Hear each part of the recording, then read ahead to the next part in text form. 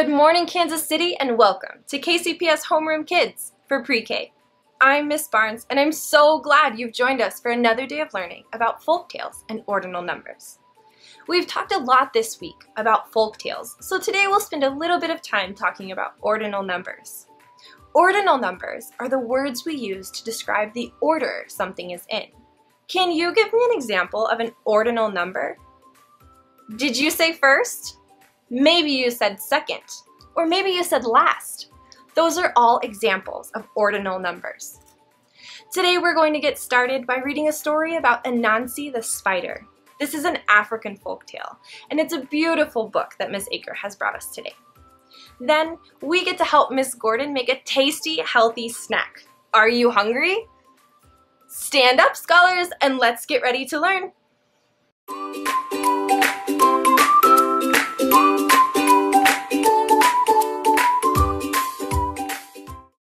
Hello, welcome. I'm Miss Aker.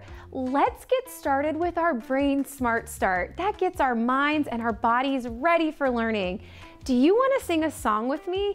It's one you probably already know. And if you don't, you can join along with me and learn the motions and the words. This song is called the Itsy Bitsy Spider. It's so little. And we do the motion like this where we make the spider climb the spout.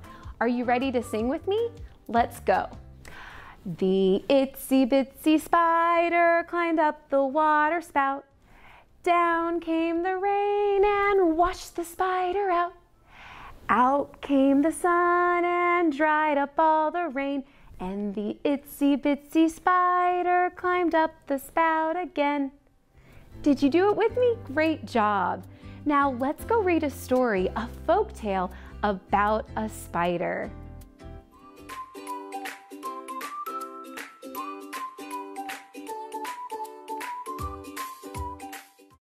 Welcome to Reading Corner. Today we're reading a folktale that comes from Africa, and it's about a character called Anansi. Anansi is very important in African folklore because he is known as the keeper of all stories. So as we read this story today, I want you to not only notice what's happening in the story, but I also want you to notice how the illustrator uses bold colors and bold shapes to make the characters come to life. Let's read Anansi the Spider, a tale from the Ashanti. The Ashanti are people from Africa. And this story is by Gerald McDermott. And here is the country where the story and these people come from, Ghana. And this is the continent, Africa.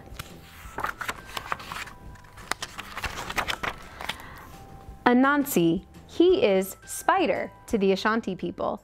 In Ashanti land, people love this story of Kwaku Anansi. Time was, Anansi had 6 sons. First son was called See Trouble. He had the gift of seeing trouble a long way off. Second son was Road Builder. Thirsty son was River Drinker. Next son was Game Skinner, like someone who might take the skin off of a fish. Another son was Stone Thrower. And last of sons was Cushion. He was very soft. All were good sons of Anansi.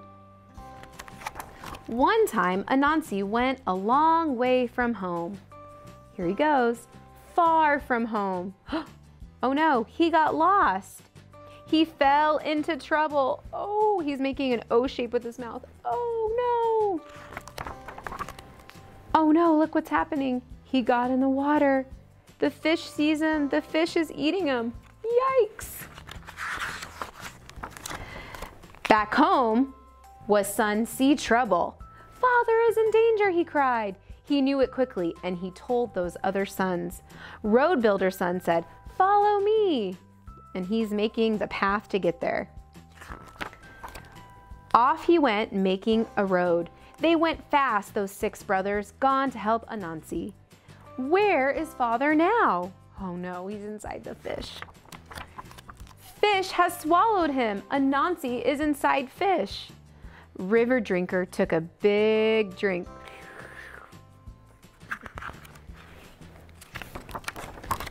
No more river. Then Game Skinner helped Father Anansi. He split open the fish. There he is.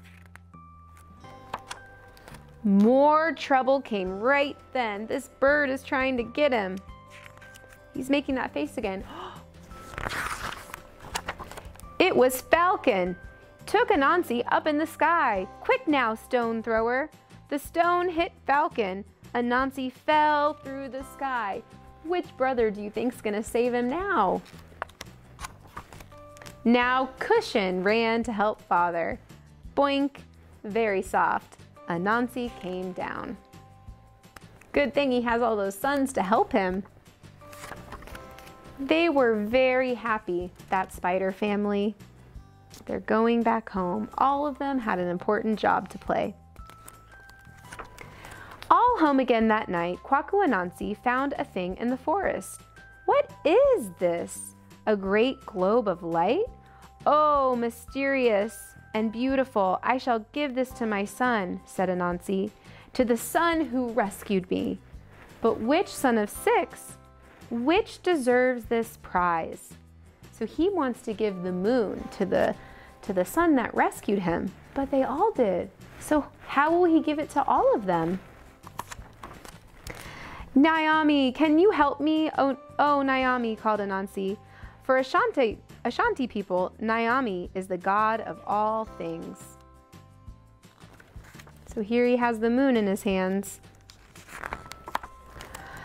Anansi asked this of Naomi, please hold this beautiful globe of light until I know which son should have it for his own. And so they tried to decide which son deserved the prize. They tried and they could not decide. They argued all night. Naomi saw this. The god of all things, he took the beautiful white light up into the sky. He keeps it there for all to see. It is still there. It will always be there. It is there tonight. And they can all enjoy it now, all 6 sons and even Anansi. And that's a folktale that tells how the moon got up in the sky. It's a make-believe story, but that's the kinds of stories that people pass down. And today we're going to be inspired by the illustrator in this book who used those lines and different shapes to create the spiders. We're going to make our own spider. Let me show you how to do it. So you're going to need some different color paper. It doesn't really matter. That story had the spiders that were the color black, but I had blue paper. And I just cut some strips of yellow and I kind of wove them together to make the web. You can actually leave the paper or glue it on however makes sense to you. So you're going to need a round circle for a body. So let's glue that on. It can be kind of an oval shape. Okay, put that on the web just like that. And then let's go ahead and add our head. So I have a little head here, kind of like the shape of a raindrop or a teardrop, but I'm gonna turn it this way. Tuck that under. So far we have our body and our head. And remember, we're using different shapes. So we have kind of an oval and a teardrop. And now we're gonna use some more rectangles. These are a little shorter to glue our 8 spider legs. So there's 1. And if it goes off the page, that's okay. That kind of looks like our spider is going off the page. Walking away, getting into mischievous trouble, that Anansi. He likes to explore, but good thing he has his sons to help get him out of those troublesome spots. Okay, so we have 4 on this side, so let's make 4 on the other side. And this is really good practice for you and your cutting skills. So if you can cut some of your own pieces, that would really be great to help you get your fingers really strong. All this cutting is really good for you. And it can look like mine, or it can look like however you want it to look. That's the fun thing about creating. And now we're gonna make the spider's face using circles for eyes.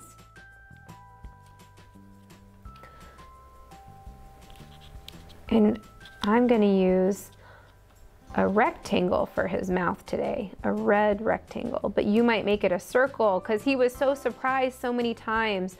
Or maybe you could use a triangle. There was all different shapes you could look at in that book and try to decide how you want to make the spider's mouth. That looks great. Let's count the spider legs one time together. 1, 2, 3, 4, 5, 6, 7, 8. Great job. Great job on your cutting and gluing today. Your fingers are getting so strong to do really big things at school and at home. I hope you enjoyed this folktale from African folklore. It's a really interesting one, and it teaches us that we need to help each other, but that we also can all enjoy the same things. Thank you, and I'll see you next time.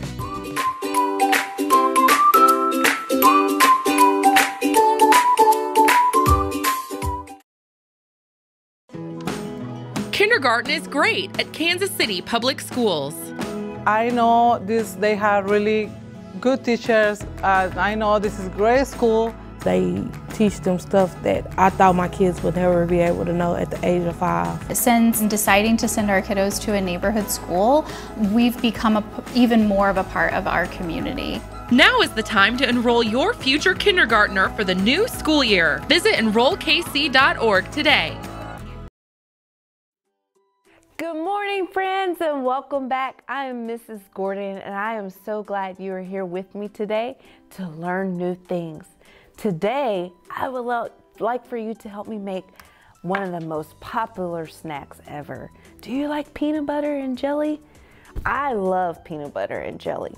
So if you have those materials in your home, peanut butter, jelly, make sure it's okay with an adult if you can use a knife today. And grab some bread and let's make our snack together. Let's get started. First, you will need a plate. So if you have a plate available, get a plate. Second, you need bread. Get your 2 slices of bread. Here's my 2 slices of bread. Third, I'm going to get my knife. Make sure it's okay with an adult that you have a butter knife. Fourth, I have peanut butter. I'm going to dip my peanut butter with my knife. Fifth, I'm going to spread the peanut butter on one of my slices of bread. You might need more peanut butter, so get what you need. Peanut butter, or if you are a fan of almond butter, or anything that you can have. Your 5th step is spreading the peanut butter on your first slice of bread.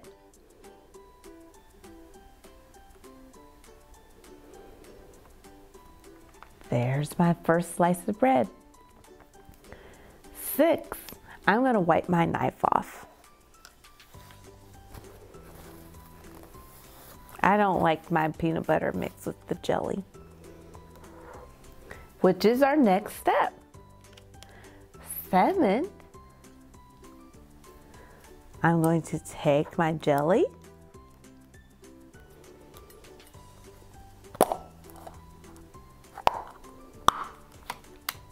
and dip it with my knife.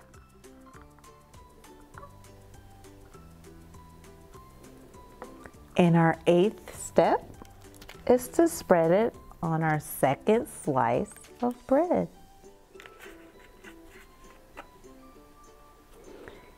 Are you making your yummy snack? Do you like grape jelly or strawberry jelly? Or do you even like jelly at all? I think it's pretty tasty. Again, you might need more to spread on your bread.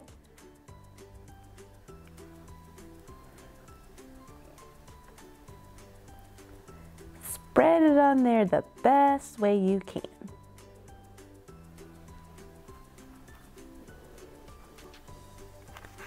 There's my jelly on my second slice of bread. 9th step, put your 2 pieces of bread together, your peanut butter and jelly.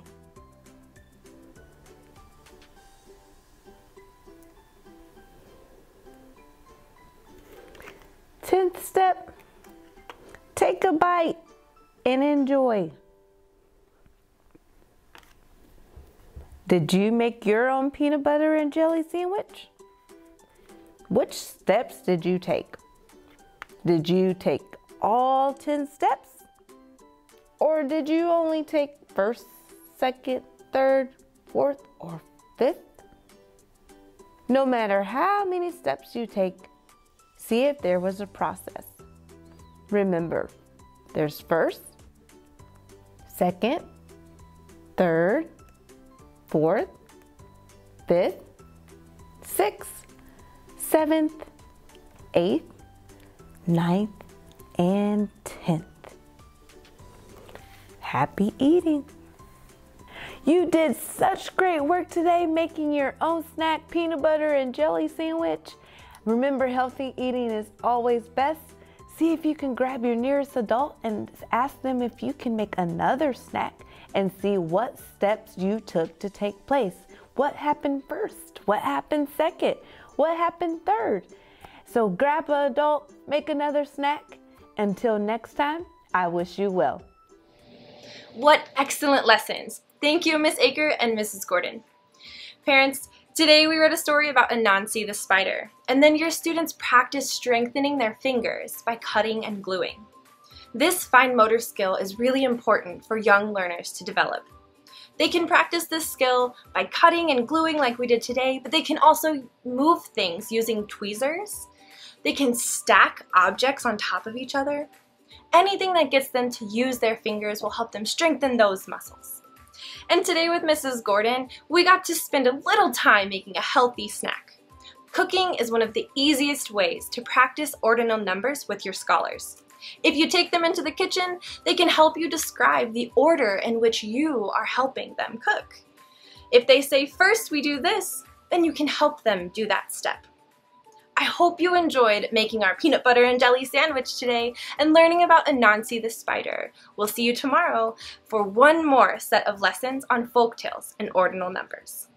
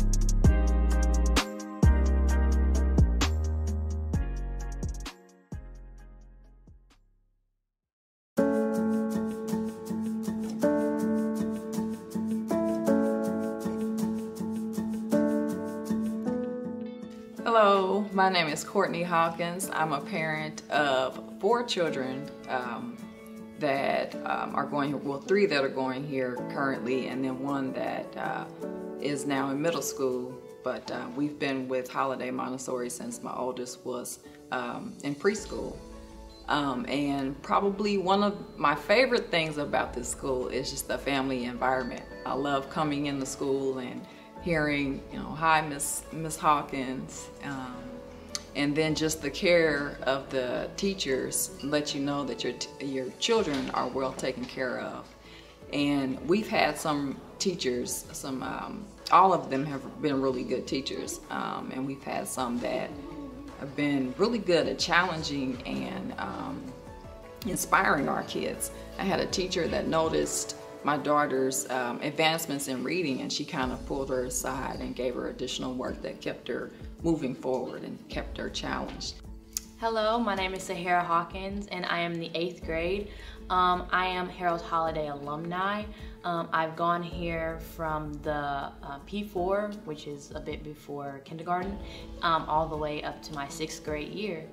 When I left Holiday Montessori, I felt really prepared to go to middle school because here at Holiday, I think their academics are very rigorous, and they prepare you for middle school because they give you due dates, they start giving you due dates and things like that.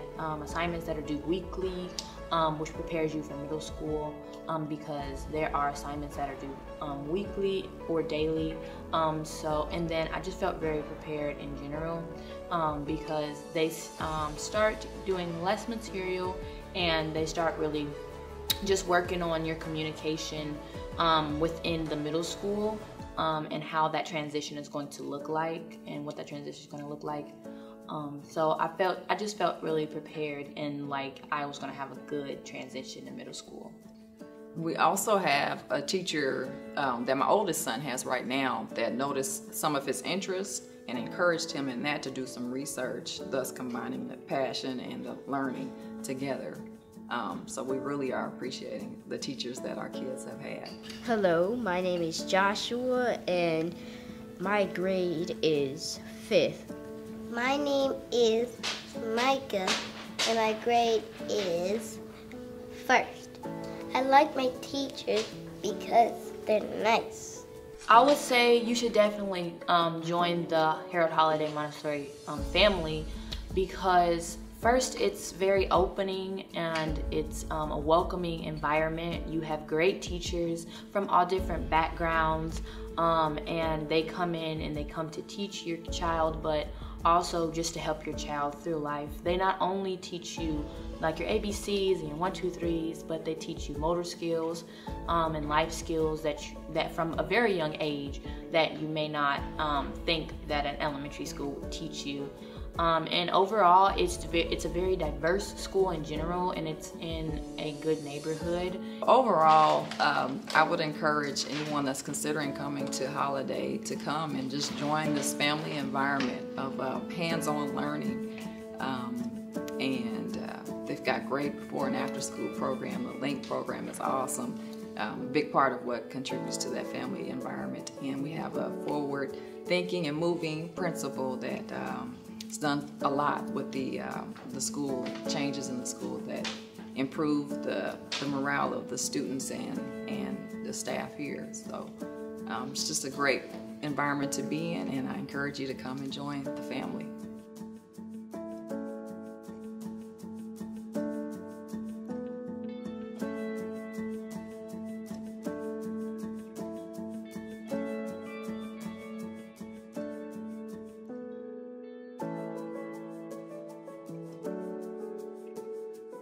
Thank you for visiting Holiday Montessori School. If you'd like more information about our fine Montessori program, please call 816-418-1950 and we'll schedule a one-on-one tour with you.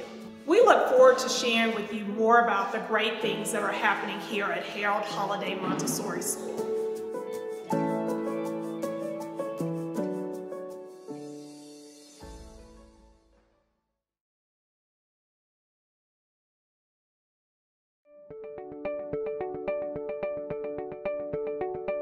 Harold Holiday Montessori fosters a lifelong love of learning for students in pre-K through 6th grade. Holiday is the only free Montessori school in the KC metro area recognized by the Association of Montessori International. At Holiday, children have the freedom to choose their work throughout the day, helping them to become responsible, independent, and self-motivated learners. Find out more or enroll your student at enrollkc.org/holiday.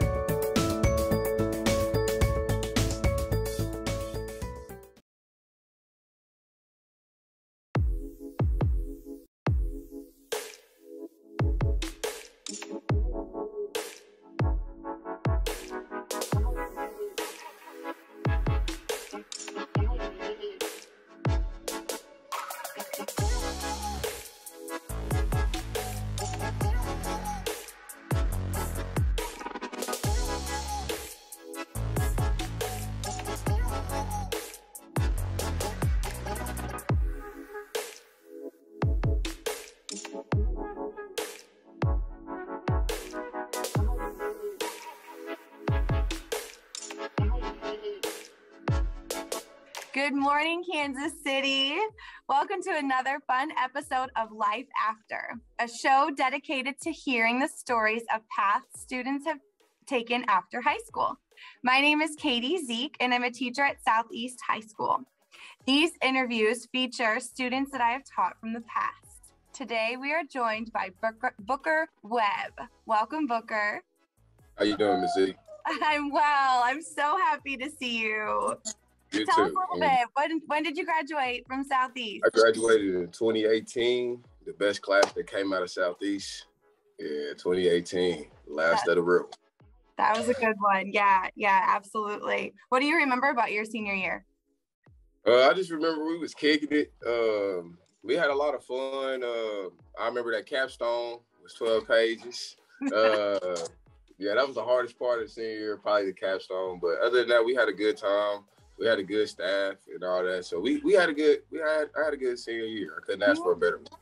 Absolutely. I'm so glad to hear that. I would completely agree, but sometimes I'm biased because I was your teacher. Yes, ma'am. Yes, ma'am. What were some highs and lows of your high school experience at Southeast? I would say my highs was probably like when we won the IL championship for the first time in football. Yeah. One of my lows was when I couldn't play for my shoulder. That was a hard time for me going through that transition. Like, because like during high school, I was like, oh, I'm gonna be a football star. And then when I hurt my shoulder, it was like, all right, now you got to think about other stuff other than football and sports. So it was like, it was really an eye opener during because that was like the first part of the school year. So like the middle part was like a hard part because I had to really adapt to not like, okay, sports is gonna get you through and all that. So I thought I was going to college for sports at first. Yeah. So that kind of changed up my whole little plan, but I feel like I got it back on track most of it. Yeah. Good. Yeah, in those moments, it's like life altering, right? It feels so heavy, but I'm sure it's kind of put you on a new path that maybe you didn't even really see it. Yes, ma'am. So what happened right after high school? What did you decide to do? So after high school, I was just like, man, I didn't know if I wanted to go to college. So I was like, man, let me just start working. So I started working at Gates. I was putting in insane hours over there, but I was getting underpaid. I was putting like 60 hours a weekend for Gates, 60 to 70 hours a week. Oh my gosh. But my checks was cool. My checks was cool all summer though. I had at least $600-700. I was paying my mama's bills and stuff like that. So it was really like right after high school, I jumped into adulthood. So it was like, it wasn't no time to be a kid. It wasn't no time to really play around. So it was either you gonna eat or you not. So right, that's real, yeah. And have you continued working at Gates, or what are you doing now? So now I'm a maintenance man for the Embassy Suites. Oh, sweet, yeah. Yeah, so I'm doing pretty decent. I'm making around $18 an hour there. Good for you. It's pretty decent. I give discounts on room stuff. It's a good environment. It's a cool job. I don't have no really complaints. I ain't running around like I would be in a warehouse and stuff like that. So it's pretty decent and it's consistent. So That's always good, right? You learn to appreciate that as you get older. Yes, ma'am. Consistency is helpful, for sure. Do you have any goals? Like, do you want to continue working there or work up to management?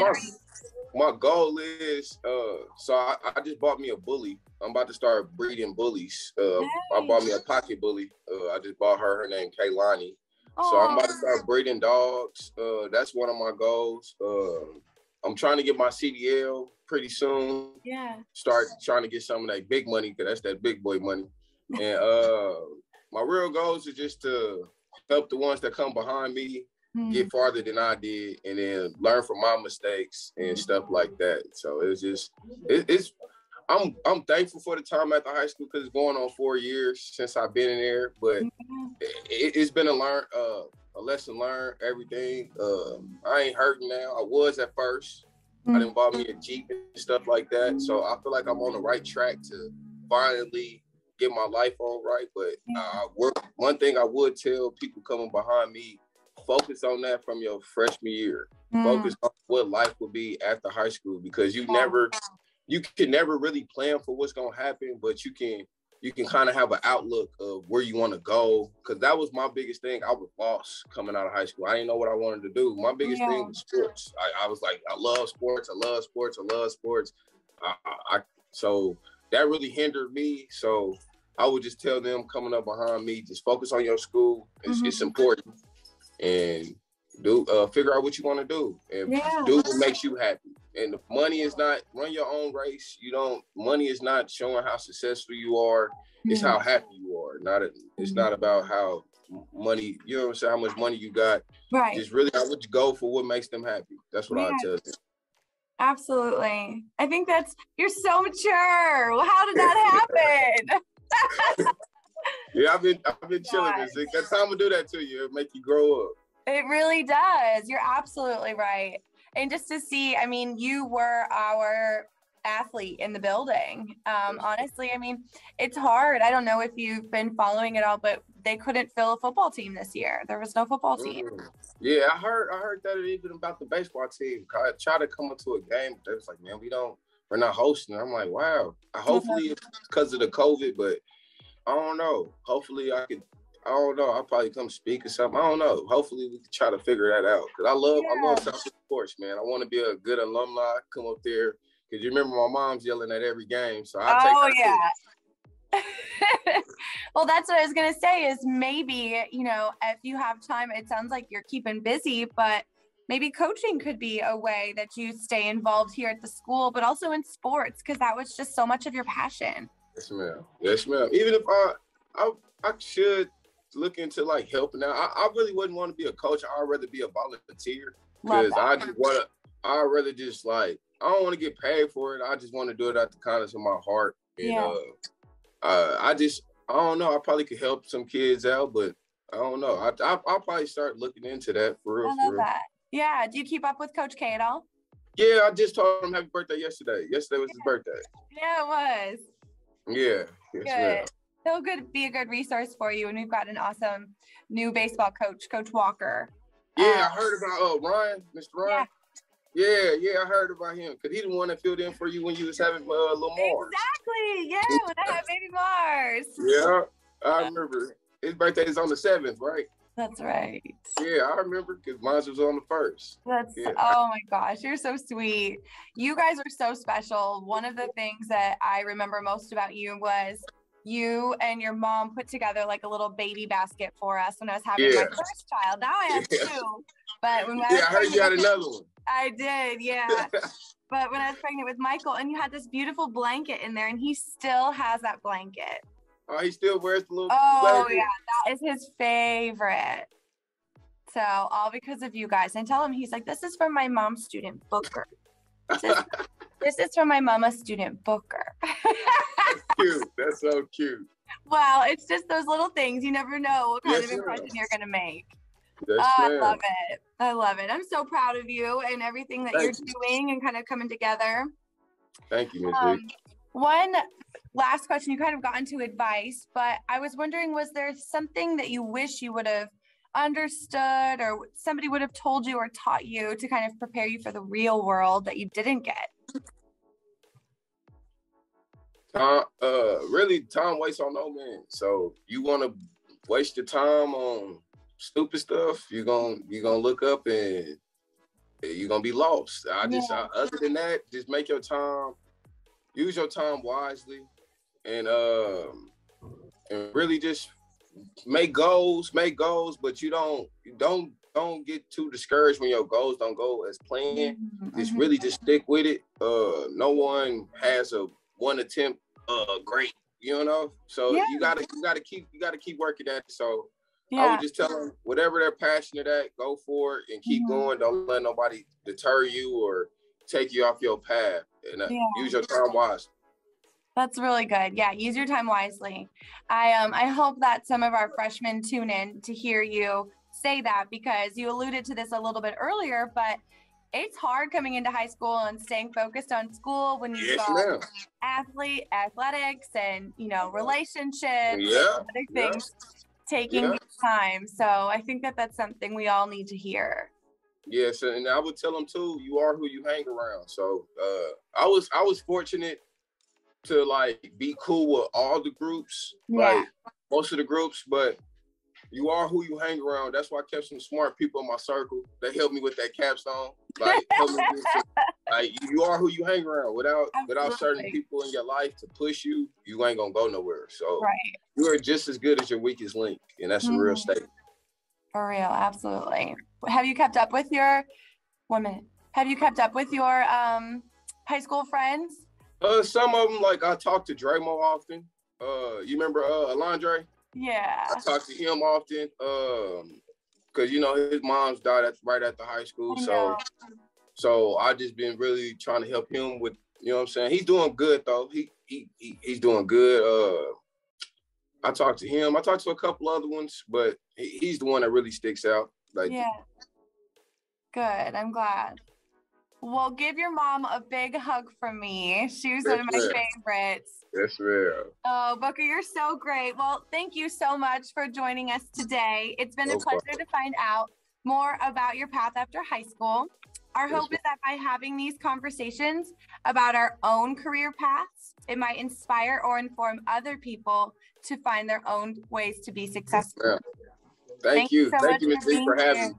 Yes, good to see you, Booker. Yeah, have a good one. Bye.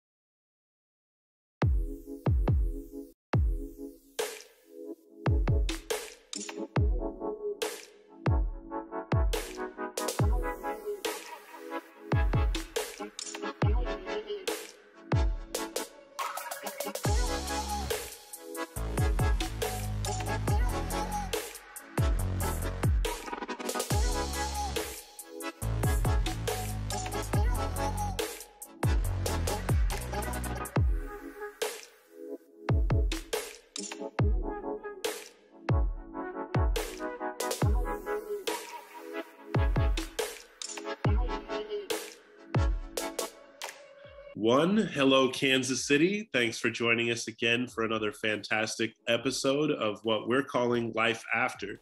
Life After is a chance to explore the many paths that may emerge after high school and explore some of the people and stories that we may not have heard from in quite so many years.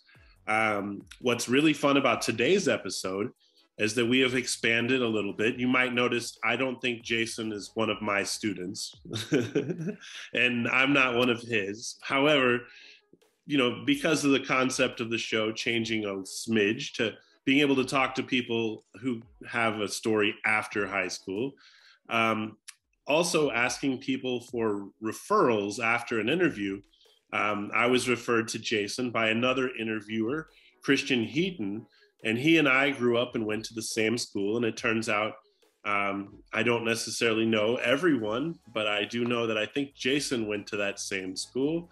And so he's here to share his story a little bit today. Welcome, Jason Potts. Hey, everybody, and thank you, Chris, for having me on. I appreciate it. So where we go to start these interviews is really just that number that's like what year you graduated, and also that place, and then really just kind of reflect on what you remember either about that year or that place that's still with you today. Yeah, so I was class of 1995, and I graduated from Lincoln Prep, and I know we both went to Lincoln Prep. I think you were class of 96, is that correct? I was, yes. Awesome. And yeah, and so what I have my own dog. He's in doggy daycare right now. So yeah, we're gonna trust that was the last we'll hear from him. Let's see. So what I remember from my senior year of high school, I remember feeling like there was so much promise in my life at that time. So I attended Lincoln Prep. I had applied to really almost all of the top colleges, and I got into all of them. So I got into Harvard, I got into Yale, I got into Princeton, Stanford, Northwestern, Yale, and Bates College in Maine. And those are the schools I applied to. And I ended up going to Yale undergrad. And I just remember thinking that, okay, like a lot of my years growing up in Kansas City, there was a lot of struggle in my life. And I thought, okay, once I graduate from high school and go to Yale, I'm going to be set. Like it's going to be an uphill climb from this point on. And what I've learned over the years, over the many years and decades, is that I've had some setbacks and I've had some successes, and life can get very messy. I am so grateful that I went to Lincoln because at that time, and I think this is still the case, it was very diverse. And so when I went to Yale my first year, I quickly realized that most of my peers did not have that experience. They were very sheltered and had very sort of closed-minded ideas about what other people's lives were like. And so I'm grateful that I had that exposure growing up in Kansas City and going to Lincoln Prep. So long-winded way of saying I was class of 95 at Lincoln. No, it's really cool and a really neat perspective to kind of remind me of also, because I was 1 year after you and knew people 1 year before, and that just kind of, riding the bus with various age groups throughout your transition. And I was definitely a bus rider for most of my schooling. And then, you're introduced to a lot of different people throughout your years. And then I also went off to a school where not a lot of people had that experience. And then, come to find out, there's movies like Dear White People and things like that that reminded me of being on this one particular campus, and just, not exactly felt like progress to me of going from such a, like you said, open-minded and, kind of very expressive from a lot of different vantage points and perspectives, and then to hearing from mostly still kind of one main perspective. Yeah. And calling that, the next level of education, that was shocking. And I think those schools have had to rethink that a little bit now, which is fantastic. But I remember when they were just starting to have to rethink some of this messaging and who was telling it, and the lack of representation on campuses. And so All right. Well, yeah, that's a fantastic way to start this. Tell me, given all of those things and variables, what do you remember about making your move right after you did walk the stage at Lincoln and had this experience? Because what I like to center on these is I remember that move, and I remember kind of hoping and trusting and using other people's inputs a lot, and basing it on some of what I wanted, but it's a lot of pressure to make that move. So what do you remember about that move that you made? So, making the transition from Kansas City, where I'd lived my entire life, to college and moving so far away, I was really excited about the opportunity. So I wish, if looking back, I wish I had taken advantage of all of the resources that Lincoln at that time offered. So, talking to, guidance counselors, and I did talk to a handful of teachers, and really trying to stay connected to, friends of mine who I graduated with. A lot of us have reconnected, now that we're older, but I don't think I did as good of a job as I could have in terms of sort of tapping into those resources before making the move out east. So if I had to do that over again, I would have just stayed connected to them, because I really did think that, once I graduated, it was going to be like, okay, in a way, I'm kind of starting over, and I think that was a mistake. Okay. Interesting. So remembering that and kind of making your move, you said it hasn't been easy. Well, so I guess at this point, you're in a situation that's a product of the work you did when it wasn't easy. And what's some of that work you did, I guess, and then kind of bring us up to where you are now, because I think I'm not as sure myself, but I know when Christian suggested you, he mentioned a couple of things you're doing. And so can you bring that kind of to what work you did to get where you are now and kind of where you are now? Yeah. So right now I am living in Chicago. I've moved to various cities over the course of my professional career. I literally just moved here about 4 weeks ago, so for a new job. So currently, I'm director of programming for a small news network called Newsy. Actually, in Kansas City, you can watch Newsy on channel 50.5 if you have a digital antenna. And we're also on all of the connected TV devices. So I'm in charge of programming. But before my current role, I was a television news producer at ABC News in New York, and had a couple of other sort of TV news related roles. Doing frankly a lot of what you're doing right now, like asking people questions and, sort of putting together stories for people to watch. It's been an eventful career. It's been, again, full of like ups and downs for sure. I think, again, having that experience at Lincoln has really, and growing up in Kansas City and growing up in the midst of sort of the, desegregation efforts back then, have stayed with me today. The understanding that there's a wide variety of different types of people, which again, I took it for granted that people had that exposure, and a lot of people really don't. And it's disappointing. So that's what I'm doing now. And again, I've been on the job for probably about a month. So it's all very new and exciting. Wow. So New York, big time as far as like the speed and the pace, I would imagine, of even the news to keep up with that tempo am I right to assume that that's kind of what that frenetic, never stopping kind of pace feels like?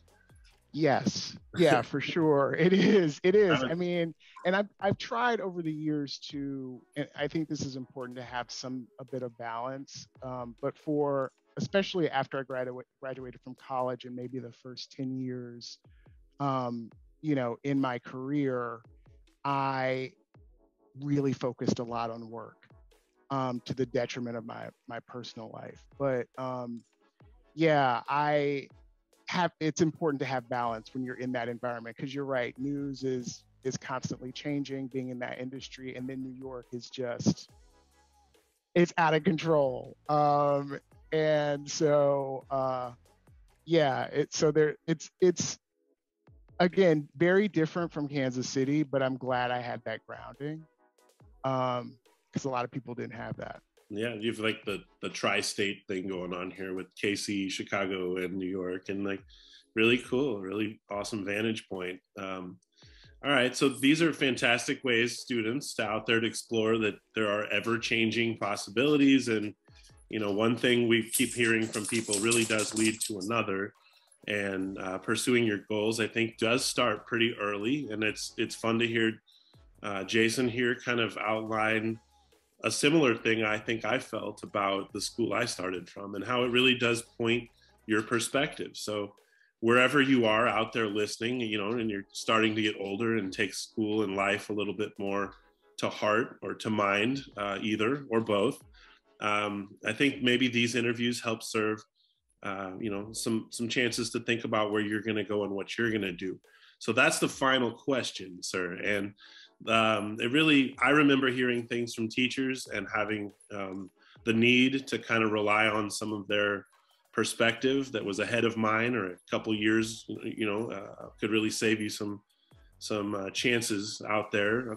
So do you remember such advice, or do you think there's something you remember not hearing, either way, that you think young people really would need to hear today in this very complicated world that they are going out into? Let's kind of finish up with something you might think there. What did you hear, or what do you think you needed to hear? Yeah, I want to first give a shout out to a lot of my teachers in the school district that I still think about and wonder where they are. Mrs. Watlington and Mrs. Trantham when I was at Southeast Middle, and at Lincoln. I still keep in contact with Ms. James Boseman, who was my speech, debate, and drama teacher, and many others who I think about on a fairly frequent basis and wonder what they're doing and how they are. But I think this wasn't overtly stated to me, but I think Miss James Boseman, when I was doing sort of original oratory for the speech and debate team at Lincoln, sort of left me with this understanding that it's important to make your voice heard, no matter how difficult, but especially if it's difficult, and especially if you're in a situation where you're surrounded by people who don't look like you. And I've been in that situation a lot, where I've been in rooms where I'm the only Black person, or I'm the only gay person, or, I have a different perspective because I grew up in Kansas City and everyone else has grown up in upper middle class suburbs on the East Coast or West Coast. And so speaking up and speaking your truth, I think is so important. It's important for your own personal mental health, but it's also you're making an impact. And so I think I came away, my experiences with Mrs. James Boseman and doing that work with speech and debate really sort of emphasized for me the importance of standing up and speaking up. And speaking up for others is really important. So that's it for me. That's awesome. Yeah, I credit a lot of those same people and have talked to people about that similar kind of interest and curiosity. Elaine Schlossman was the person that, for me, really just made literature class like boundless, and really took notice of my writing and had a way to make people feel really nervous, but then so excited. It was like winning a prize, you know, when she mentioned your work. So same deal as I, in kind of reaching out to her, decided to be a teacher because I would show her my work and stuff I was playing around with, short stories and things.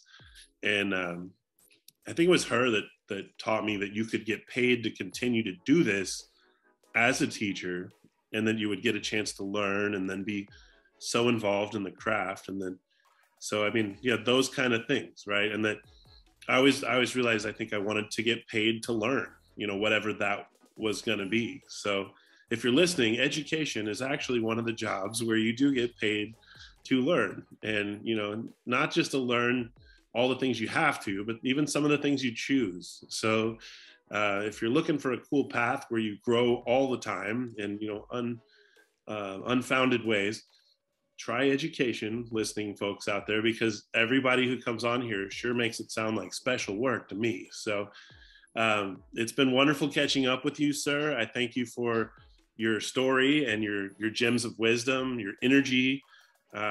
So keep in touch. This is, you know, fun work to start and to do and to send out into the world. Speaking of which, world, if you're listening and you want to do this show and come on and talk to me about your path, you maybe went to our schools in Kansas City Public or maybe some other path, really just get a hold of me and we'll talk about an angle that might really make sense for someone else to hear about your story. So it's been fantastic. Here we are again on Life After. Thanks for tuning in, Kansas City, and thanks again, Jason Potts, for being our fantastic guest today.